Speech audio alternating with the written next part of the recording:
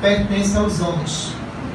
Eu atuo com seu Vandir em todos os hospitais. Seu Vandir tem o trabalho dele, vai ver o trabalho dele. Nenhum médico tem o direito de vender aquilo que não é dele, os nossos ensinamentos. E nem deve fazer isso de nenhuma forma. Então, a partir daí, vocês conhecem um pouco desse trabalho nosso que nós temos aqui.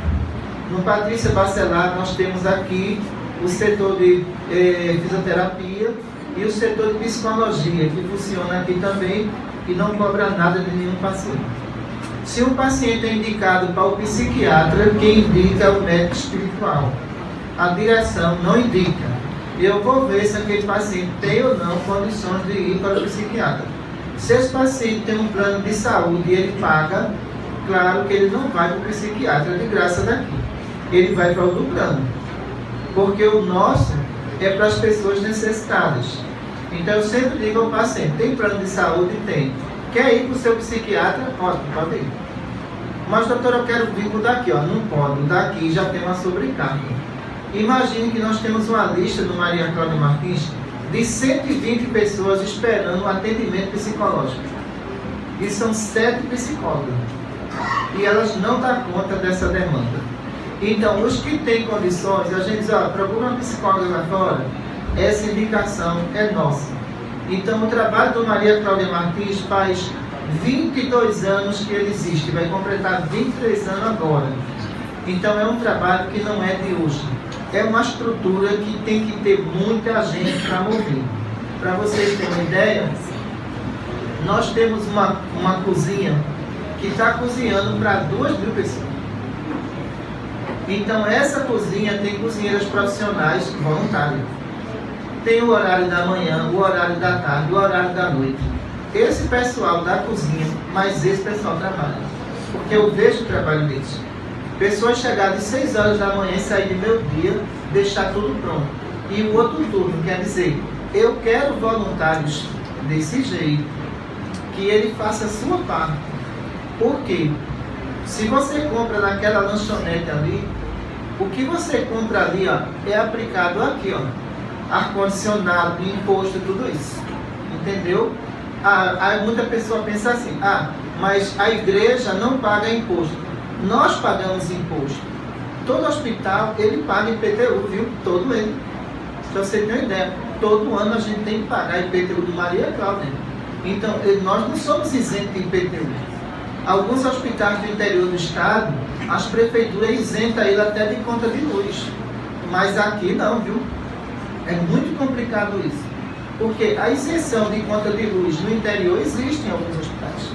A prefeitura, ela faz e cobra essa despesa porque é filantrópico. Mas na cidade, olha, o político de cidade é complicado. Muito complicado. Porque ele tem que ver o número de pessoas que é atendidas nos hospitais. E essas pessoas têm um atendimento que nenhum hospital público tem. Nós temos um atendimento que nenhum hospital público tem. Vocês têm uma carteirinha magnética, não é isso?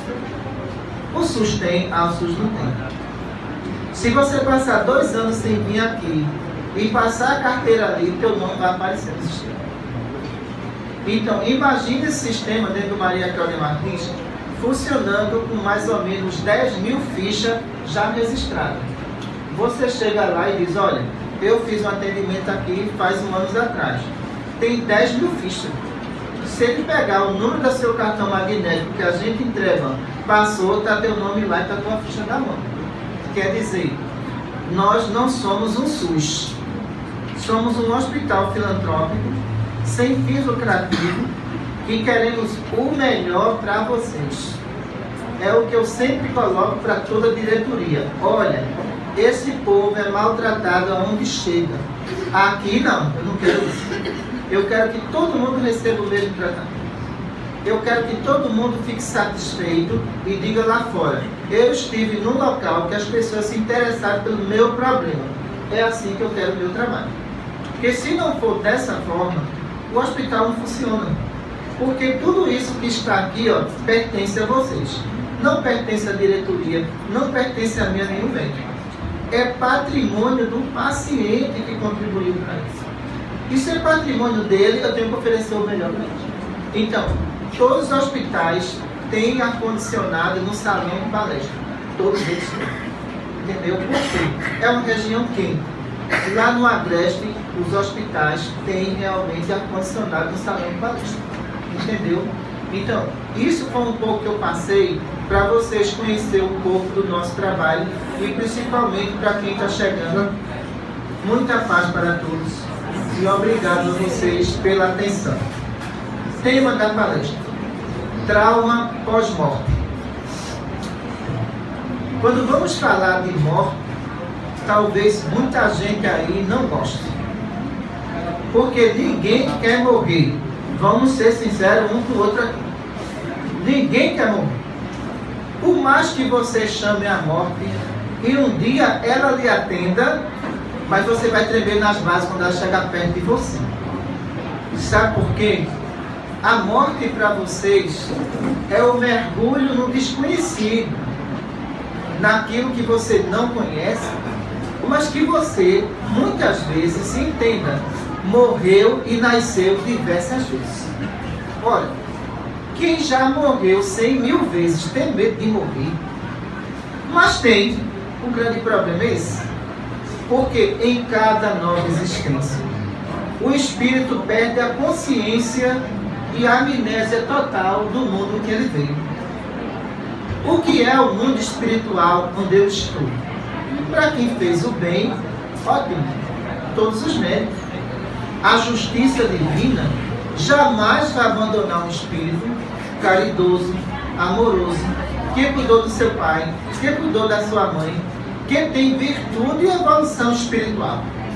A justiça divina vai acolher esse filho, vai abraçá-lo e vai levá-lo para tratamentos espirituais para que ele se livre dos laços da matéria e depois ele venha se dirigir para colônias espirituais.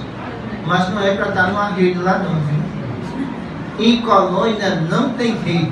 Pode ter rede até na Bahia, na colônia não. Na colônia espiritual é uma colônia de estudo, de recuperação psicológica, devido a muitos traumas pós a morte que o espírito encontra.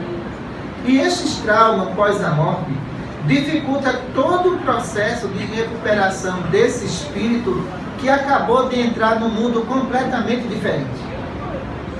Aqueles que têm medo da morte entram no mundo espiritual aos prantos, chorando, querendo voltar para casa e não conseguem mais.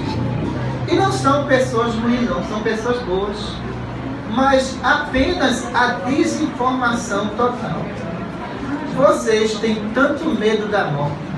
Se o corpo de vocês começa a ficar gelado, olha o desespero. Se tivesse uma fogueira na frente, vocês pulavam dentro para ele voltar a ficar quentinho de novo. Sabe por quê? É o desconhecido. É a falta de conhecimento. Quando vamos fazer o mergulho em algumas culturas, não sendo a cultura aqui da morte ou do medo da morte, algumas culturas observam a morte apenas como uma passagem. Uma passagem de um plano para o outro. Sendo assim, existem algumas culturas que aquela pessoa que acabou de morrer, ela recebe uma comemoração de 24 horas. Todo mundo cantando no velório e aplaudindo, né? Aquele corpo que ali está. Vocês não estão nessa condição ainda. De jeito nenhum. Por quê? Veja só. A cultura da morte na região brasileira, ela é bastante complexa, porque ela é ligada a apegos, a ambições, a ressentimentos, entendeu? Porque o marido que fez muita raiva à mulher, ela faz questão de enterrá-lo, entendeu? E diz assim, eu vou enterrar ele agora, mas eu mostrei que ele não enterrou. A morte, ela tem vários sentidos de sentimento. Ela não tem um único sentido só de jeito. Nos países que cultiva essa passagem como uma passagem de um plano para o outro, essas pessoas não têm ressentimento. Pelo contrário, você está dentro de um enterro, aplaudindo, cantando, o morto vai entender, porque faz parte da cultura dele. Agora você imagine no Brasil uma viúva fazendo isso. O que era que as pessoas nesse velório vão pensar? Olha para ali, olha, isso não amava o marido de jeito nenhum. Ela está aplaudindo, cantando porque ele morreu. Cada um vai entender o sentimento de perda de diversas formas. Só em culturas, como a gente observa, que conserva a morte dentro do túmulo, porque fora dele o espírito vive. Ele tem plena consciência de tudo aquilo que se passa. E percebemos que os maiores traumas pós-mortes estão justamente em países de terceiro mundo. Isso é impressionante. Por quê? Esse cultivo do apego, da perda, do amor inesquecível, atrapalha a evolução do espírito. Aí como atrapalha a evolução do espírito?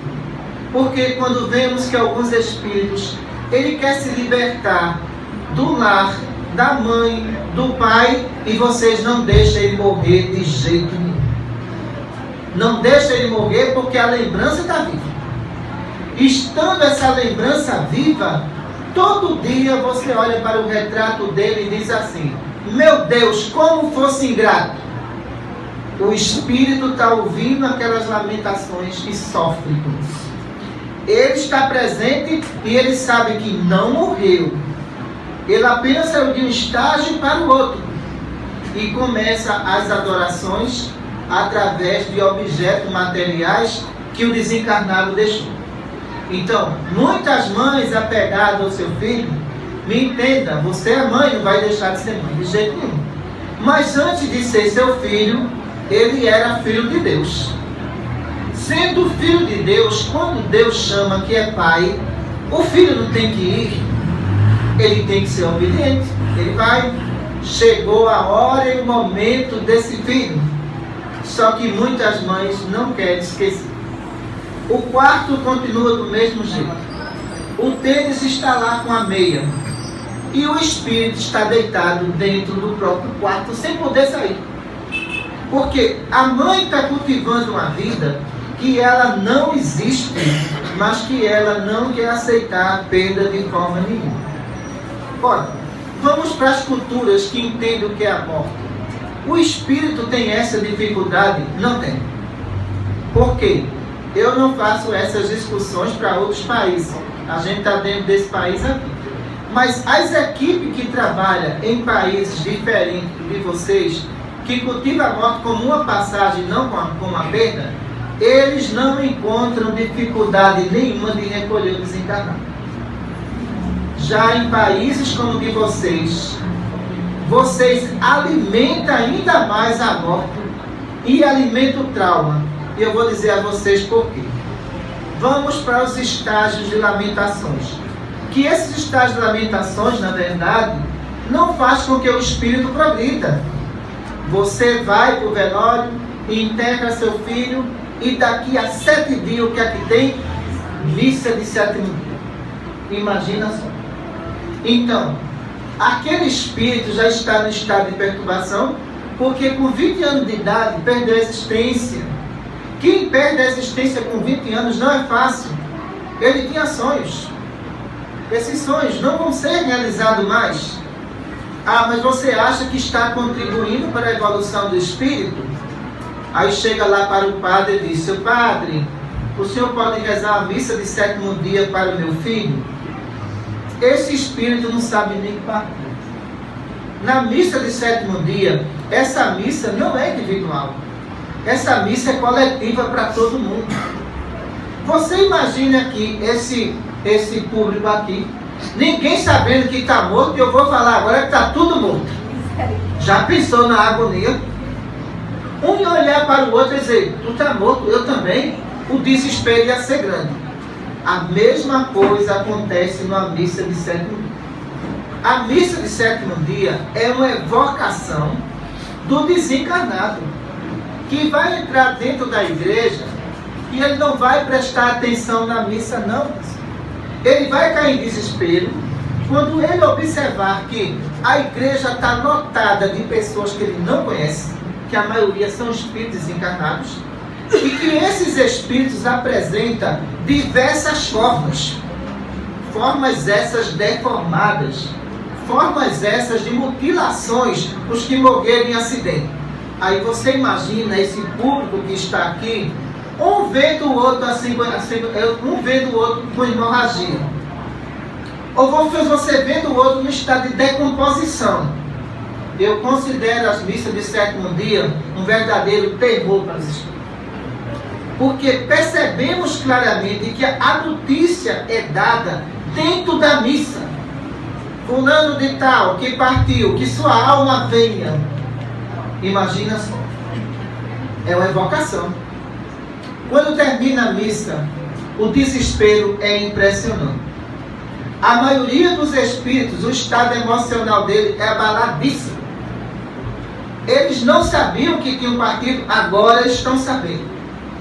Além do mais, pessoas que cometeram latrocínio e que morreram na hora do assalto se encontram na mesma missão.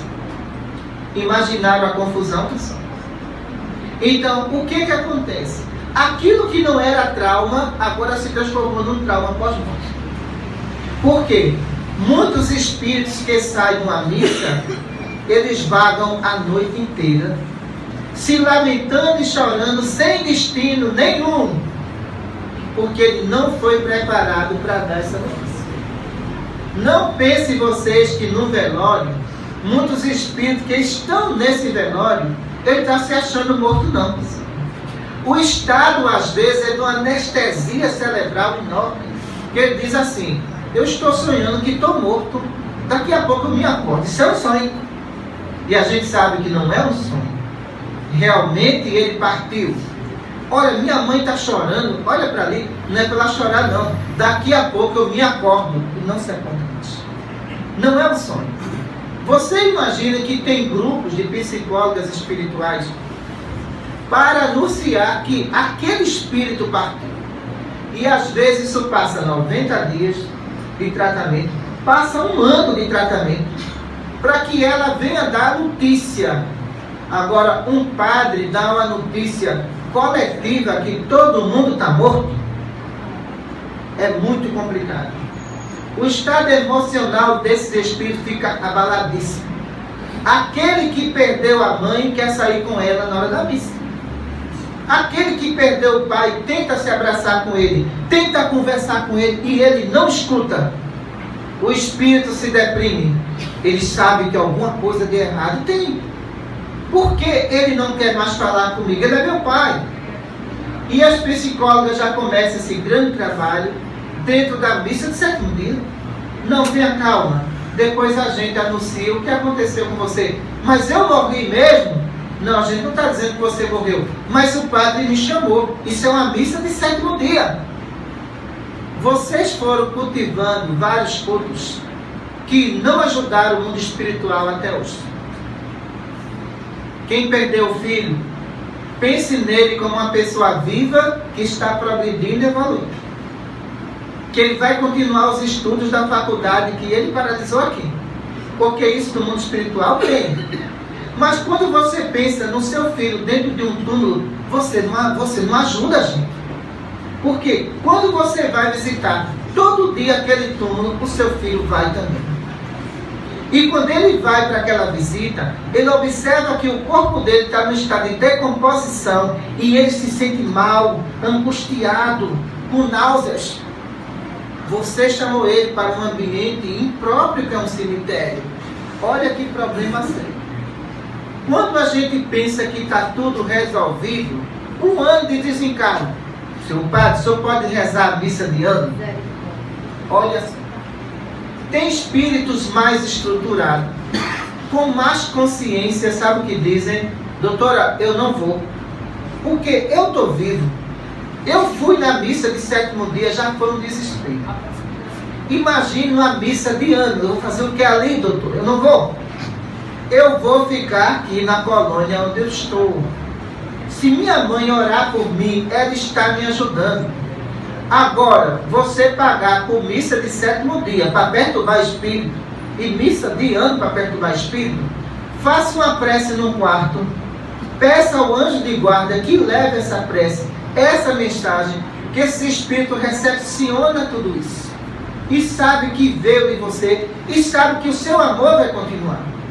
O problema do trauma pós-morte para muito espírito é saber que ele morreu, e que morreu a esperança de pai, mãe, de marido, de tudo. Não pode ser assim. E de repente as pessoas se deprimem, se tranca dentro de um quarto, não quer viver mais a sua vida, se isola por completo, e o espírito que está aqui no mundo espiritual sofre com isso. Alguns deles dizem assim: doutora, a minha mãe está daquele jeito por causa de mim. Como é que eu posso ajudar minha mãe que ela não pode me ver mais? Como é que eu posso dizer a ela que eu estou vivo, que ela não acredita na vida após a morte? Se ela, doutora, está com depressão, eu sou o culpado da depressão dela. Olha o problema. As mães têm que levantar a cabeça e entender que as obras de Deus não se acabam. E o seu filho é uma obra de Deus, por que iria se acabar após a morte? Então, esses dramas são complicados com os demais dramas que nós encontramos. Quando vemos que a herança que ficou na terra atrapalha os que estão aqui no mundo espiritual. Então, a briga começa pela partida. Todo mundo agora é dono de tudo e não fez nada. E não construiu nada. A casa é minha, o carro é meu. Tem espíritos, pais e mães, que se revoltam com a atitude dessa. E dizem: doutora, esse povo só fala em dinheiro. Uma prece para mim, meus filhos não fazem. Não oram por mim. Está tudo lá se matando por causa de dinheiro. Olha a situação. Eles têm razão? Têm razão. Pai e mãe passou noite de sono, na beira de um beiço, cozinhando para criar filho, se matando, trabalhando 8 horas, 12 horas por dia, e nem morta descansa, coitada. Como é que pode um negócio desse? Que começa as brigas por herança. Aqueles pais começam a entender no mundo espiritual que ninguém amava, que estavam ali por interesses, e após a morte veio o trauma e a decepção de vivenciar tudo isso. Aquele mais velho levanta a voz e diz: eu sou o mais velho, tenho mais direito do que você. E começam até a criar leis de direito que nem existem, entendeu? E começa a excluir fulano, beltrano, você não pode ser herdeiro por isso, por isso, por isso. Agora, no leito da morte, quem foi que cuidou? Nenhum cuidou. Eu vejo situações deploráveis em classe média alta, de pais passando mal na UTI, e filhos lá: assina aqui, papai, vai, eu sei que você vai morrer mesmo, assina logo. Aí você quer o quê? Que o espírito dele se sinta feliz? Que ele não se sinta decepcionado com aqueles que deixaram? É muito complicado uma situação dessa. Esses traumas levam anos e anos e anos para ser tratado aqui no mundo espiritual. Por isso que pós a morte, muitos de vocês terão que ficar aqui na terra, para sanar os problemas terrestres, para depois partir para uma colônia espiritual. Se levar você para uma colônia no avião. Os que estão aqui embaixo estão me perturbando. O conselho que eu dou a vocês: se despreendam-se das coisas materiais que vocês têm. Entenda que amor não é recurso material. Se você é mãe e estão sendo ingrata com você, faça a sua parte. Porque mãe só tem valor quando morre. Mas quando está viva, não tem valor não. Depois que morre, vem os traumas da consciência dos encarnados. Se mamãe estivesse aqui, não era assim. Aí começa a perrear o desencarnado. O desencarnado já distante, aí fica dizendo: mamãe, por que a senhora não vem para cá, mamãe? E começa a evocar a mãe todos os dias. Dê sossego às mães, coitadas. Já sofreram tantos. Então, já estão de cabelo branco, já pode andar, já pode falar. Deixa essas criaturas em paz. Porque muitas mães, ela vê o socorro dos filhos achando que é uma coisa séria. E quando chega, olha, estão indo às tapas por causa de herança. Só falta matar um ou outro por causa de herança. E cadê a prece para a mãe? Nenhuma. Nenhuma missa paga a missa. Veja só. Então, como é que essa cultura no Brasil vai salvar a personalidade e espírito que estão perturbados? Nenhuma.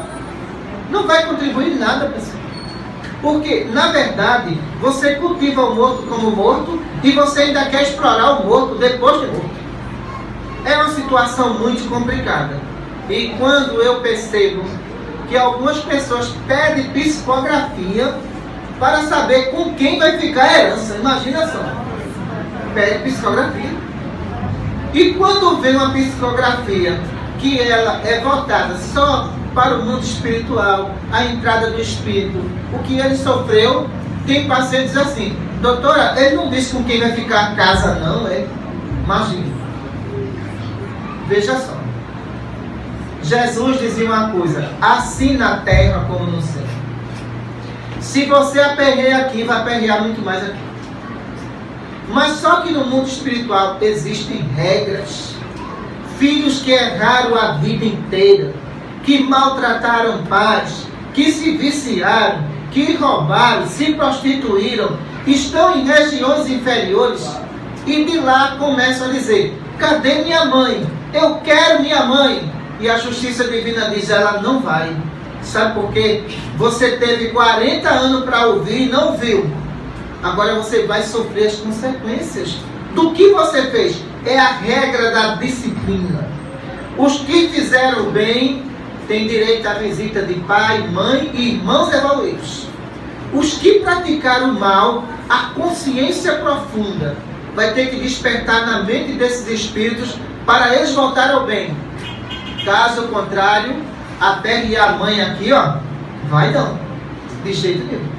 Aquela mãe vai trabalhar em colônia, aquela mãe vai fazer a parte dela, ela vai ter que ser obediente, entendeu? Às leis divinas. Quando o filho estiver no estágio de evolução, que permita que ela entre no umbral para resgatá-lo, ela é a primeira a ir, porque ela é responsável por ele. Até a pós-morte ela é responsável por ele. Ela vai junto com o anjo de guarda dele, resgatado na região do umbral.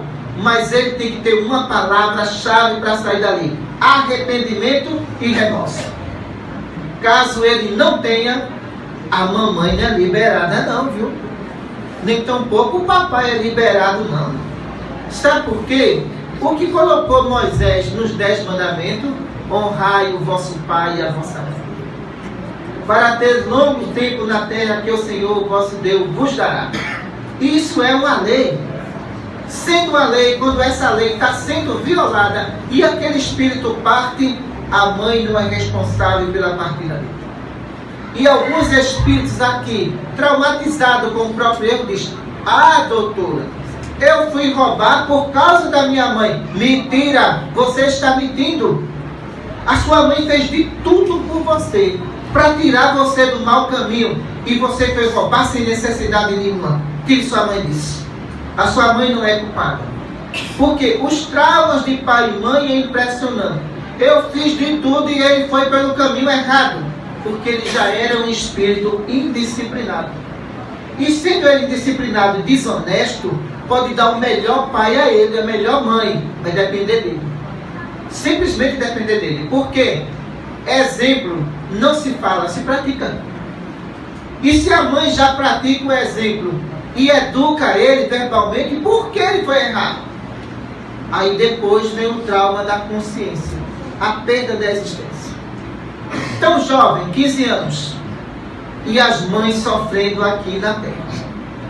Ore por essas criaturas, porque o filho ingrato de hoje não será mais seu filho. Ele terá que passar por provas difíceis e por mães que vão discipliná-lo, porque o amor não foi o remédio para a sua evolução. Vai ter que ser a disciplina. Então, diante desses traumas que nós verificamos de pai e mães, é impressionante. A consciência de muita mãe, de muito pai pesada. De falar, eu fiz tanto e olha o que eu recebi. E quantos filhos não choram aqui no mundo espiritual, quando sabe que ele próprio jogou sua mãe no abrigo, jogou seu pai no abrigo, porque não queria incomodar nem a esposa, nem tampouco aos netos. E começa o arrependimento aqui de falar, minha mãe está no abrigo, foi você que botou. Só que você achava que ela ia morrer primeiro do que você? Não. Você morreu primeiro. E agora? Tua mãe está lá, simplesmente dentro do abrigo, dependendo de pessoas desconhecidas, para remédio, dar banho e tudo. E a tua consciência agora, você não tem como retornar. Você não tem como ajudá-la. Muitos desses espíritos vão nascer órfãos de pai e mãe porque abandonou a mãe. É a lei de causa e efeito, pregado justamente a lei do karma. Ele vai ter que voltar, sem pai e sem mãe, porque quem respeita pai e mãe não joga dentro de um abrigo, de jeito nenhum. Quem respeita pai e mãe, leva esse respeito até o final da existência. Traumas pós-morte, que nós verificamos aqui.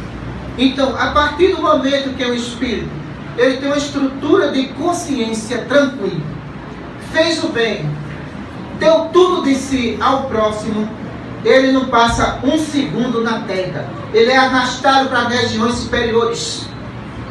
E de lá ele tem todo o conforto da paz. Aquela paz que Jesus disse, a minha paz eu vos dou, a minha paz eu vos deixo. Muita paz para vocês. Vamos para a pergunta e resposta. Vamos abrir agora. Deixa eu pegar o microfone.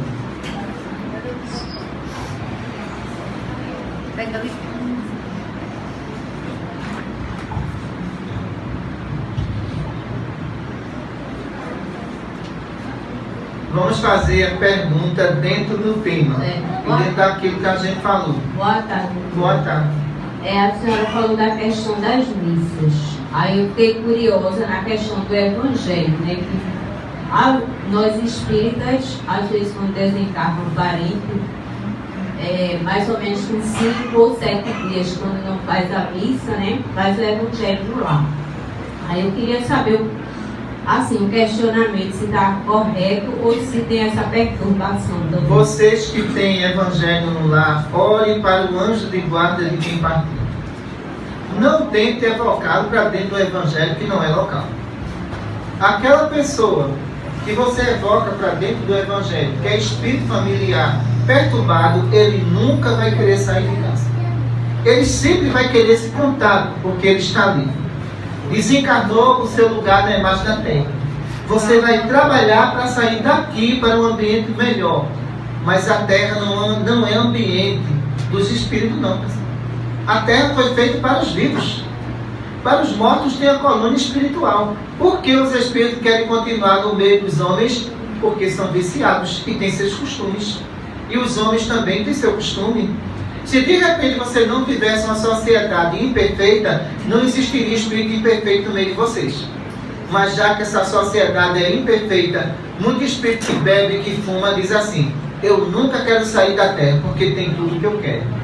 E isso é muito grave quando ele começa a pensar assim. Portanto, o evangelho no lar é um local de esclarecimento, não é de evocação. Doutora, tem na cabeça das pessoas uma ideia de que todo morto tem desejo de se comunicar com os que ficaram. Os hospitais normalmente têm psicografia, às vezes, voltada para essas situações, não como sendo uma coisa do hospital, só os pacientes que estão de alguma forma interferindo na família depois de morte é que é feito o tratamento, e para fechar o tratamento é pedido uma psicografia. Porque alguns espíritos cismam e não escrevem. Olha, o trauma pós-morte é impressionante. E às vezes, aquela pessoa que não teve paciência nenhuma com ele no leito é a que vem atrás de psicografia. Maltratada. Também você só suja o lençol?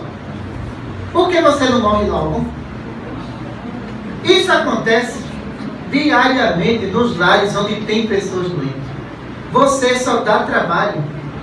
O Espírito está vivenciando tudo isso. E depois que parte, mágoas e só mágoa, só mágoa. Você imagina uma mãe ouvindo isso de um filho, não é fácil não. Entendeu?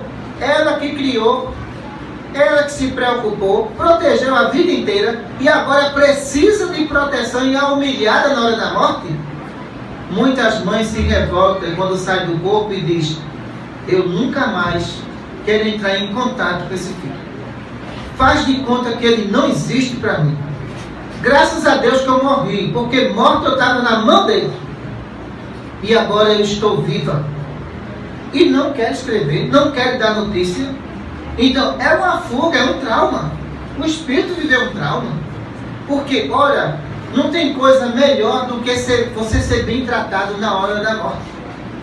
Mas você ser maltratado sem saber se defender é uma situação péssima. E muitos filhos agem dessa forma. Agem dessa maneira. Bate na mãe que está lá no leito. Entendeu? Porque ela sujou o lençol, mas bate mesmo. Então, aquela pessoa não morre de doença, morre de desgosto. E quando chega aqui, olha, a primeira pedir psicografia que batia, a mãe de logo: doutora, eu não quero escrever. Pronto, não quero escrever. Tá certo, eu respeito você, porque eu conheço seu história. Você sofreu. Então, na hora que vocês tiverem um paciente no leito, trate ele bem, para que ele venha lembrar de você com amor, mas não com rejeição. Boa tarde. Boa tarde. Eu já fui a vários funerais. E quando a gente chega em determinados funerais, a gente assiste aqueles grupinhos contando piadas, outros falando mal daquele que acabou de desencarnar. Então a minha pergunta é o seguinte: eu, por exemplo, eu não gostaria de ir no meu funeral. O espírito é obrigado a ir no seu funeral? Não. Veja só, atualmente, o que acontece?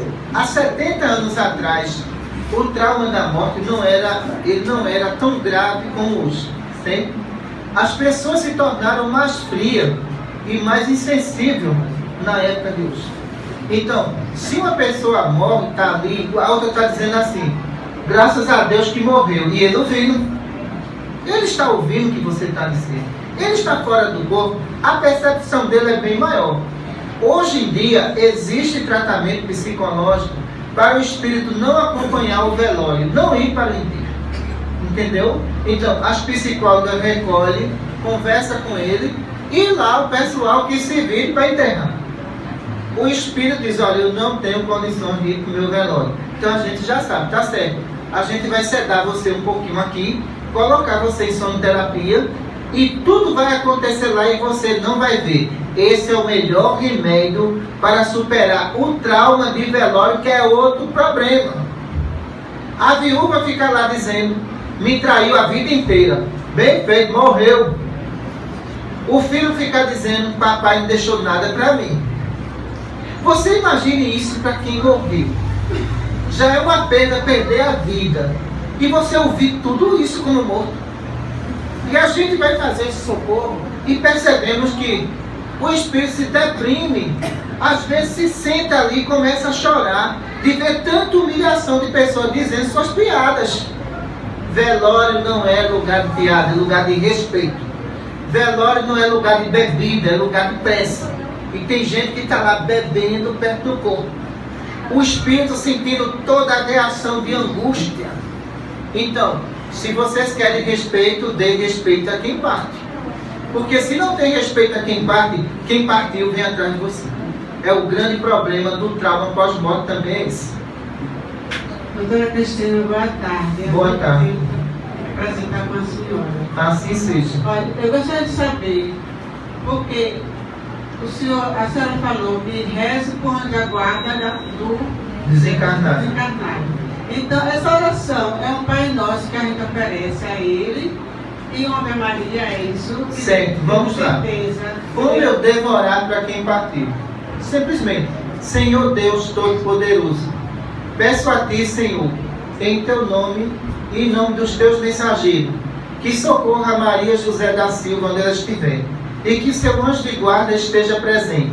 Faz um Pai Nosso, uma Ave Maria e um Salmo 91. Quando você faz ao contrário, Maria José, você já chamou. O Espírito já atende ao comando do pensamento e à evocação. Aí já vai complicar tudo. Porque quando entrar dentro de casa, o trauma pós-morte é forte. Cadê o meu sapato? Cadê a minha roupa? Deram tudinho? Os apegados dizem isso. E o meu carro venderam? Olhe, pense no grande desafio agora. Tirar aquela pessoa de dentro do lar. E muitas vezes isso leva anos ou meses para a gente fazer isso. Porque os vivos não deixam. E os vivos perturbam mais do que os mortos, viu? Muito mais, entendeu? Muita paz para todos. Assim seja. O espírita esclarecido, quando desencarna, ele passa pelos processos que a senhora falou aí. Certo. O esclarecido. Olha, esclarecido não é evoluído. Evoluído e esclarecido andam juntos. Vou explicar ao senhor por quê. O que eu vejo de espírita chorar aqui, se abraçar com o corpo, eu digo, ele é espírita mesmo. Parece não. Então, ele era espírita, mas ele não tinha evolução espiritual. Não tendo evolução espiritual, começa a se lamentar. Mas era para eu viver mais 5 anos. 5 anos o quê? Esgotou, acabou. Você não tem mais o que responder. Mas isso é a injustiça da justiça divina. Eu morri muito novo. O senhor tem 90 anos. O senhor morreu muito novo. O senhor queria ver até 95, meu senhor? Não pode. Então, olha, esclarecimento e evolução caminham junto. Muitos são esclarecidos, mas não são evoluídos. E termina se perturbando. Entendeu? Doutora, e nós, os vivos, que no velório chora, cai no chão, quer ser enterrado junto, que não aceita, e passa aquela cena de revolta toda da justiça divina, porque na verdade todos não aceitam, a gente está revoltando contra a vontade de Deus. O que é que a senhora diz? Alguém já foi a algum velório no México? Parece uma escola de samba, viu? Entendeu? Porque na verdade os mexicanos eles não acreditam na morte. Eles acreditam na continuação da vida. O caso de vocês foi a questão educacional. Não foram educados para morrer, vocês foram educados para viver. Vocês foram educados para se lamentar. Olha, quando morre alguém, aparece logo um culpado. Vocês têm que procurar um culpado.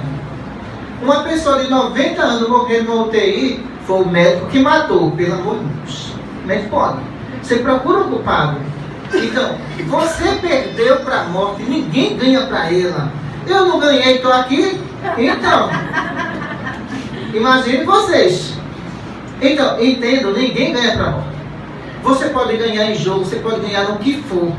Você pode conquistar a mulher mais bonita, mas conquista a morte? É impossível, você não tem como conquistar.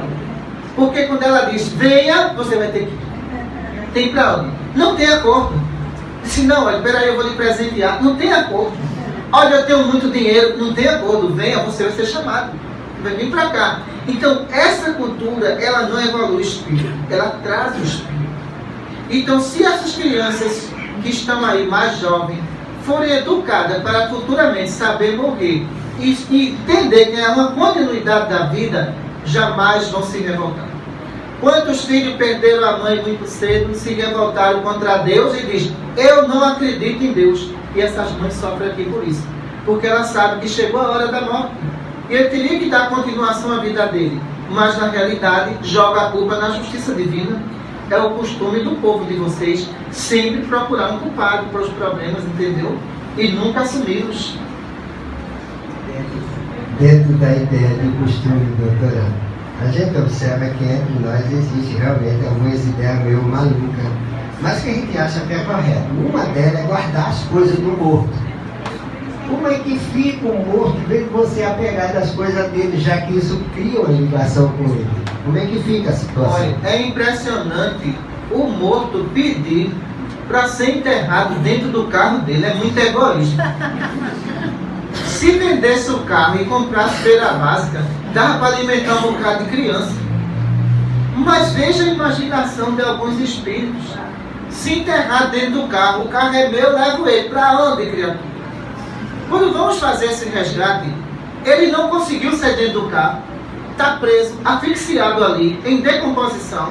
A gente tenta tirar e ele diz assim, o carro é meu, não vou sair não, você sai. Você vai sair desse carro, você não vai ficar aí. Não, não vou deixar não, o objeto é meu. Que apego é esse?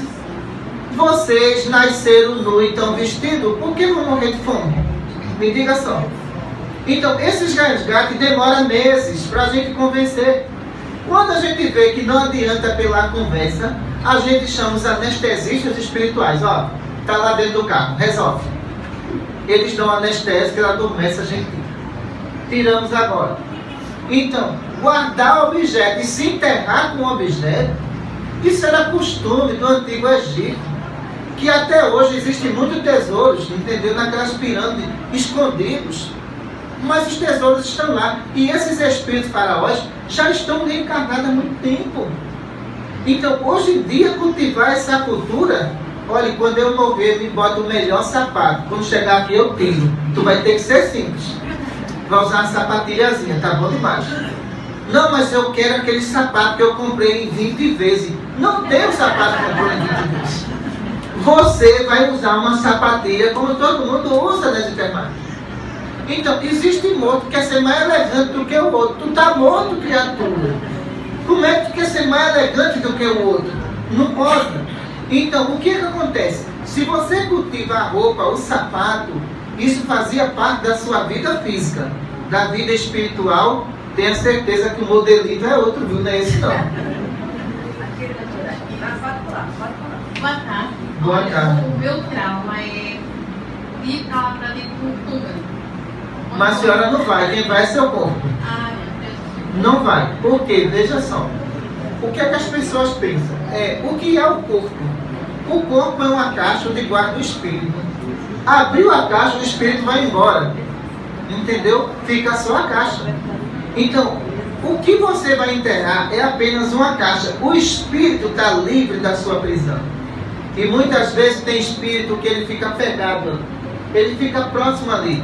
Quantos e quantos espíritos evangélicos, me desculpe se tiver algum aqui, muda a filosofia de pensar, passa anos e anos esperando a ressurreição, deitado dentro de um túmulo, num estado de decomposição horrível, e quando nós vamos resgatar, não vou sair daqui não, porque Jesus vai voltar, e Ele vai me ressuscitar. Senhor, faz 10 anos que o Senhor está aí. Não existe ressurreição não. O seu corpo nem aí está mais. O senhor está preso ao seu túmulo.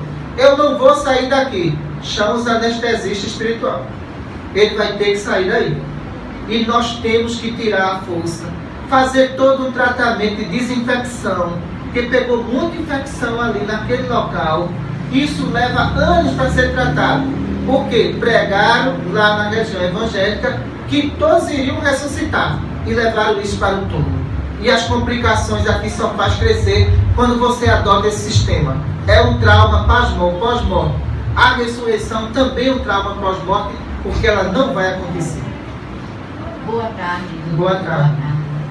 Nós que trabalhamos com resgate de animais, com socorro, com castrações, enfim, nessa área.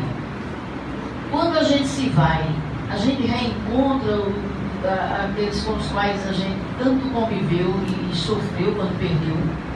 Certo, veterinária do mundo espiritual. Vamos lá. O senhor Allan Kardec, ele diz uma coisa no livro dos Espíritos, que as reencarnações dos animais são compulsórias. Está entendendo? Sendo compulsória, os animais sofreram maus tratos, sofreram abuso, sofreram tudo. Então, isso quer dizer que a alma do animal, ela não é estacionária como a do homem no mundo espiritual. A do homem tem a consciência dos atos praticados, dessa e de outras existências. A do animal, não. Esses animais, eles podem reencarnar aqui na Terra, como podem reencarnar rapidamente em outra Terra parecida com ela, chamada planeta de expiação e prova, que não só tem esse aqui. raras vezes você vai encontrar, tá entendendo? É raríssimo às vezes, porque isso é muito rápido de um estágio para o outro. Por exemplo, um cachorro que ele morreu espancado, na hora da morte, ele não sabe o que é morte, ele é um ser irracional. As equipes de veterinária vêm e recolhem, às vezes fazem os reparos perispirituais nele. Após fazer o reparo, esse cachorro já está reencarnando. Ou pode ficar em tratamento por causa das danificações do espancamento, está entendendo? Raras vezes você pode encontrar, é muito difícil. Está respondido? Boa tarde a todos. Boa tarde. Boa tarde a todos. Gostaria de saber, questão assim, do velório, assim, caso a pessoa não saiba que vai ser cremada e a família resolva fazer a cremação depois que a pessoa desencarna, como é que fica o espírito dessa pessoa? Olha, a cremação ou enterrar depende da evolução do espírito. Tem espírito que você diz para ele, olha, quem foi enterrado foi teu corpo. E ele se sente asfixiado. Então, se ele se sente asfixiado porque o corpo foi enterrado, se ele tem apego, ele vai sentir também com a temperatura. Ele não vai sentir queimado, ele vai sentir uma alteração de temperatura. Ele não vai sentir carbonizado, porque ele não morreu carbonizado. Quando o corpo foi queimado, ele já não estava presente, mas ele sofre oscilação de temperatura. Então, às vezes essa temperatura aumenta e ele diz, olha, eu estou sentindo como se algo estivesse me queimando, mas ele não tem queimadura, está entendendo? Porque no caso daqueles que sofreram a queimadura por acidente é diferente. Ele sente, porque antes dele morrer, ele resistiu à dor da queimadura. Já o outro não tem registro de dor, entendeu? Então depende muito do estágio de evolução de cada um. Vamos às últimas perguntas. Na mesma linha, que era mais ou menos o que eu ia perguntar, uma pessoa que morre e a família, ele não toma conhecimento, mas a família resolve doar os órgãos. Então eu pergunto, esse espírito, como ele não sabe, ele vai sentir quando está tirando os órgãos. Seria necessário que, mesmo ele morto, o corpo recebesse alguma anestesia, ou a espiritualidade provê isso, da anestesia, para que ele não sinta sendo cortado, sendo tirado seus órgãos para doar, ou ele ficaria com esse trauma. Se vocês é apegado a um brinco, uma pulseira, imagina um coração doado, hein? O caso é sério. Tem espírito que diz, eu não autorizei. Roubaram meu órgão, eu vou atrás. É um estado de perturbação dele. Se ele em vida fez isso, ele tem a consciência tranquila. Mas o problema de muitas doações não autorizadas causa uma perturbação e um trauma enorme. Ele está no estado de perturbação. Aquela pessoa recebeu um rins, recebeu um coração, recebeu um fígado. O espírito não autorizou, ele vai atrás. E muitos órgãos são rejeitados, porque o órgão pertence a ele e ele tem uma ação maior sobre esse órgão porque é dele. Explicamos a ele, olha, tu não precisa mais de corpo, você não precisa mais de corpo. Então, você via ali pela visão física. A visão agora aqui é espiritual. Não quero saber, eu não pedi para doar, eu quero de volta. Você não está enxergando com seus olhos espirituais, estou, mas ele está com o meu. Olha a perturbação. Tudo isso são perturbação de trauma. Então, quem quer doar seu órgão, doe, você está ajudando as pessoas, mas faça isso em vida. Porque o número de órgãos rejeitados que eu tenho percebido, eu pergunto logo, foi de pessoa morta? Foi. Eu já sei que ele está atrás. E se ele está atrás, vai rejeitar o órgão recebido. Entendeu? Vamos para a última. Boa tarde. Boa tarde. Eu sou filho de família católica. Então, quando a família católica, quando vai ao velório enterro, exige que todos estejam ali presentes, certo? E com o conhecimento já adquirido que tive, eu não fui ao velório da minha mãe nem do meu pai, mas eu sofri muita discriminação e crítica. Aí eu queria que a senhora falasse sobre isso. Olha, é um direito de escolha de vocês, é o livre-arbítrio de vocês. Poder ir, você pode, você faz a sua escolha, tá entendendo? Agora, Outra cultura de vocês é acender vela, pelo amor de Deus. E já aconteceu muito incêndio com isso. O espírito não precisa de vela, precisa de prece. Pai Nosso, uma Ave Maria, faça isso. Aí quando chega dia de finados, pense no trabalho que dá ao mundo espiritual. Todo mundo vai para dentro de casa e faz, acende 7 velas. Acende uma vela de 7º dia, para fulano de tal, ele desce. Quando chega em casa, não quer sair de jeito nenhum. A vela vai clarear o espírito por alguns instantes. Depois que ela se apagar, ele vai estar perturbado de novo.